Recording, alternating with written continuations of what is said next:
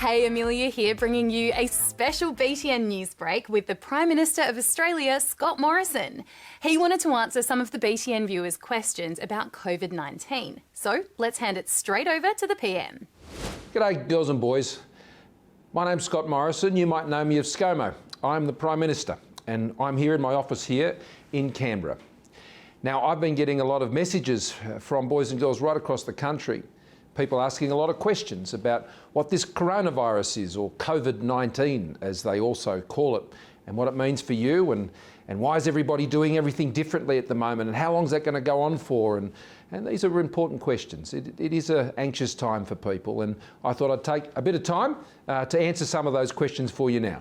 How long do you predict that the COVID-19 situation will go on for? Well, thanks for your question, Huon.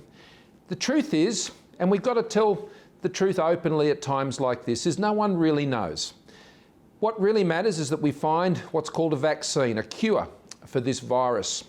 But until that time, what we have to do is the best we can to ensure we stop the virus getting passed from one person to another. That's why we have these rules about people staying 1.5 metres away from each other. It's why we have the rules about washing your hands all the time and trying not to touch your face and not shaking hands. And it's why you and your family are being asked to stay at home as much as you can, why you can't go to the playground, why the footy games aren't on anymore. So we need to do that into the future. Now, we're planning on trying to do as much as we can over the next 6 months, but it could be longer than that, and things will change over that period. But it is a good question, and the honest answer is, Huon, is we don't really know. So we're just going to keep doing the best we can until we can know more into the future. Mr. Morrison, I was wondering why COVID-19 is such a big deal compared to other diseases which people die from on a daily basis. Well, Jenna, any time we lose someone to a disease, whether it be cancer or any of these terrible other diseases, it's just heartbreaking. And all of them are different. The difference with the coronavirus is that it's a virus that can transmit, that can pass from one person to another very, very quickly. Now, there are many diseases like cancer, like what are called genetic conditions, that you don't catch from other people. But like a cold, you can catch from someone else, but a cold won't lead to you passing away or having a very, very serious illness. The coronavirus is about 10 times worse than any normal flu virus. And that's why we've got to be so careful. And it's particularly dangerous for older people. So for your grandparents and your aunts and your uncles or others, people who might have other illnesses, people who may have been going through some of the treatments from a lot of these other diseases that you talk about, particularly cancer or things like that. So it's important and it's difficult because it can pass on from one person to another really, really fast. That's the real problem with the coronavirus. It's so easy for it to pass from one person to another. And sometimes people can have it and they don't even know. And so that's why we've got to put in all these rules, and I know they must be frustrating for you. They are for my kids too, but we try to do as much as we can to keep our house as fun as it can be and spend the time that we have together and really appreciate that. But you know, they're doing jigsaw puzzles, and yeah, they're doing things online and doing their school there. And my daughter and I, we're watching all the Star Wars movies, and she's really enjoying that. So who knows, there's a lot of things you get to do that you mightn't have done otherwise. But it is different because it passes from one person to another, and it can be really dangerous for a lot of people who can get very, very sick and have to go to hospital and go on what's called a respirator. And for other people, even worse than that, they can die. Hi, my name's Jenna and I'm from Darwin. My question is, what's your advice to the population who have lost their jobs as their workplaces have shut down? Thank you. Well, Jenny, what you're talking about is another huge part of what's happening because of the coronavirus. Absolutely, we've got to do everything we can to stop the virus spreading and stop people getting sick and worse. But it is also true because of what we've got to do to try and stop the virus. It means we've had to close the shops and we've had to close a lot of businesses, and that's right. It means that people have been losing their jobs, and that's terrible. And what I've done as the Prime Minister, is we've increased the money that is paid by the government to people who lose their jobs. And we've done another really important thing this week. We're giving money to the businesses that have had to close or have had to lay people off so they can keep paying the people who were working for them before. And that means that they have a better chance of keeping their job in the future. But it is true, this virus, it isn't just about what happens to people's health and whether they catch the virus and whether they get sick or not. It also has a lot to do with what's happening in what's called our economy, with businesses and people's jobs. And we're doing everything we can to ensure that people can keep their jobs. And if they sadly do lose their job, then the government is going to pay them more than they normally would in those situations to help everybody to get through.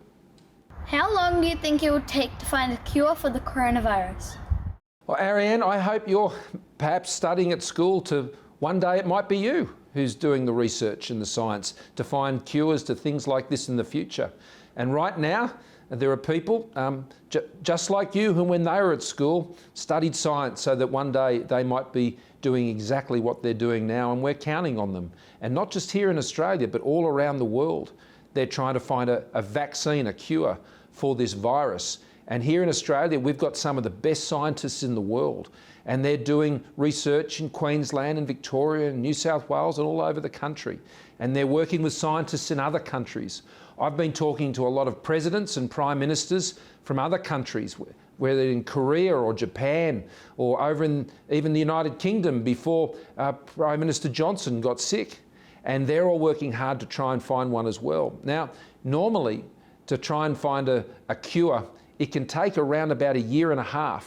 But we're hoping that with everybody working on this so hard, and governments like ours, the one I run, and in so many other parts of the world, investing, putting a lot of money into finding a cure, we hope to find one soon.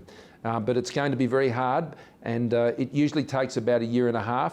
But hopefully we can find some other drugs in the meantime that just help us treat the virus. What does that mean? It means that the condition, the symptoms, how sick you get, that we can reduce that potentially. So if people do get the virus, they won't be in as much danger. Hello Prime Minister, I'm Anastasia from Adelaide. How do we make sure that we don't fall behind in our learning if we have to stay home from school? Anastasia, I'm so pleased that you're really concerned about the sort of education you're getting right now. I am too. I want to make sure that at the end of going through this virus, there are a lot of things that it's going to cost us, and I don't want it to cost you your schooling and how much you're learning. It's one of the questions I ask my own daughters each night after a long day, and I'll ask them, how was school today? And they're doing schooling the same way you are. I want to make sure that they're getting a good education every day, and I want to make sure you are too.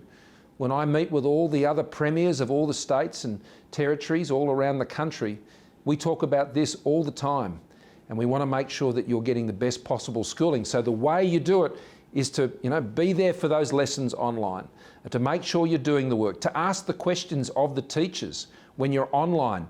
You should do it the same way as if you were at school and you put up your hand, you ask the question. Those teachers, they're there for you. They're there to ensure that you get the schooling that you need. So it sounds to me like you take your schooling pretty seriously, and that's fantastic. So I want to encourage you to keep doing that. Keep doing the reading, keep doing the bookwork and the schoolwork and the tests that they're doing online, and make sure you're getting all the information and help you need from your teachers. And make sure you tell your parents about it too, and how it's going and how you're finding it, because they can talk to the teachers as well to make sure you're getting the best possible schooling. Hi, I'm Sam, and I'm from Darwin. What advice can you give to primary school students, and what can we do to help? Thank you.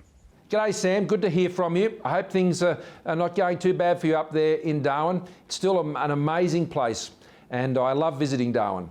But let me say this, you're kids, and you've got to keep being kids and keep your imagination alive and all of those things. You might have to stay indoors a lot more, but you can still be a kid. And hopefully you're finding ways to still stay in contact with your friends and through this, what is a really sort of a weird time. It really is. That's the best way to describe it, I think. But we'll get through it to the other side. But I'd also ask you to do this, Sam. You've got to follow all the rules. And make sure you and your friends know what the rules are, okay? So it means you've got to be washing your hands, you've got to try not to touch your face, you've got to try and stay at least 1.5 metres apart from each other. And the other thing you can do, Sam, is just help out your parents, because it's going to be tough for them too. And I don't know whether you've got any brothers or sisters, try and get on with each other as best as you can, because that helps your parents as well. And when mum or dad or whoever asks you to do something, try and be as good a kid as you can, because that helps everybody get through. Thanks so much for that, Prime Minister, and a big thank you to all the BTN viewers who sent in questions. We really appreciate it. We're here every weekday with the news for you, including the latest on COVID-19, but also lots of other interesting news stories for kids. You can catch us on the ABC Me app, and if you're 13 or over, you can subscribe to BTN's YouTube channel to get BTN content every day. That's it for now. I'll catch you soon.